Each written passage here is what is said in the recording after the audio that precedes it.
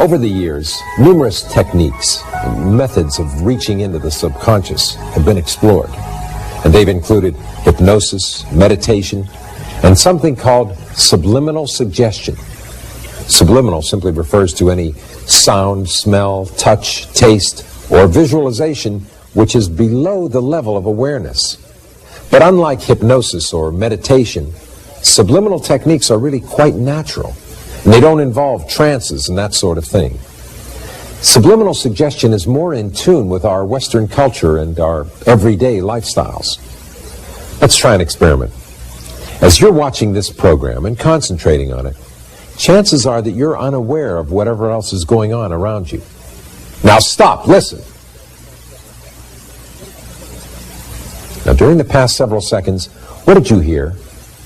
A car passing by? A conversation in the next room? The neighbor's dog barking? Now these were all sounds that you physically heard but chose to consciously ignore as you directed your attention to this program.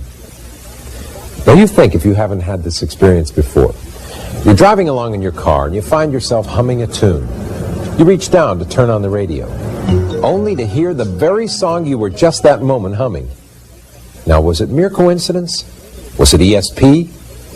Chances are the radio was already on, only turned down so low that you weren't consciously aware of what you were listening to. The message, in this case, the song, was heard but not consciously perceived. Well, subliminal suggestion is similar. We physically sense stimuli that we're consciously unaware of. Now, of course, to really be effective, we need to use the proper words and phrases, scientifically selected. But that gives you the basic idea.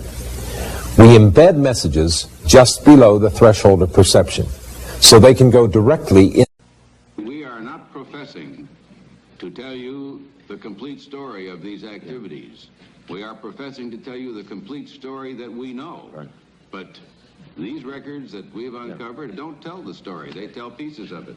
This is a story that has been told in bits and pieces. This is an attempt to pull most of it together. We know we don't have the full story. We do, however, have some striking new revelations and insights. The story begins here, just off the nation's front yard, the Mall. The buildings behind me were the headquarters for the World War II Office of Strategic Services. It was here that the first halting steps toward mind control began. The shaper and molder of OSS was General Wild Bill Donovan.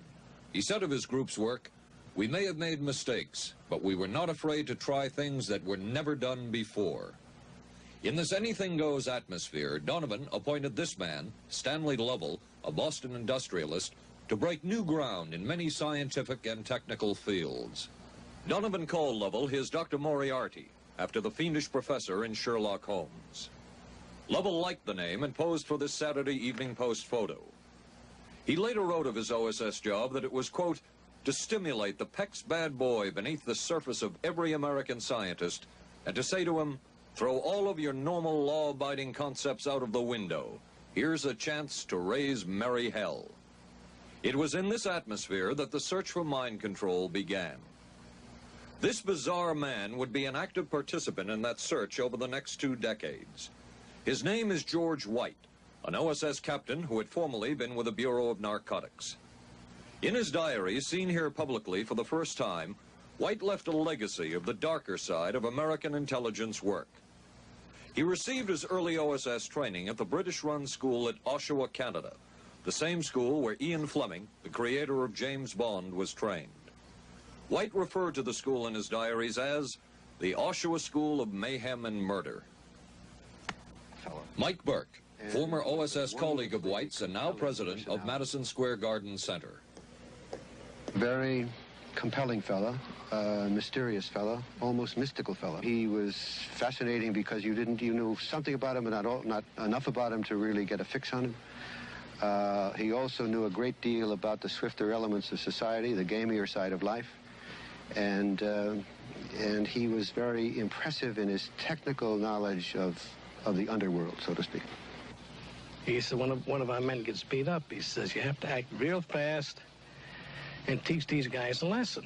Charles Siragusa, a former narcotics officer and friend of White's. I'll come around, he says, and break your kneecaps. And with that, one guy laughed, and George would always have little Billy with him. And this one guy sort of snickered. George White turned around and whapped him across the neck with it. Then he picked up a pool stick and started beating everybody up. He made his point. And he made his point. George White was not a man of understatement or subtleties. His boss at OSS, Stanley Lovell, referred to him as deadly and dedicated. In this note from White's diaries, it says, "Call Lovell regarding TD." TD was a rather transparent cover for Truth Drug. George White worked with the Truth Drug Committee here at St. Elizabeth's Hospital in the nation's capital. They experimented with mescaline, scopolamine, and marijuana on unwitting victims. The committee soon learned there was no easy panacea, no truth drug at this stage. But White and later colleagues would not stop trying. The goal remained the same. As this 1952 CIA memo says, the aim is controlling an individual to the point where he will do our bidding against his will, and even against such fundamental laws of nature as self-preservation.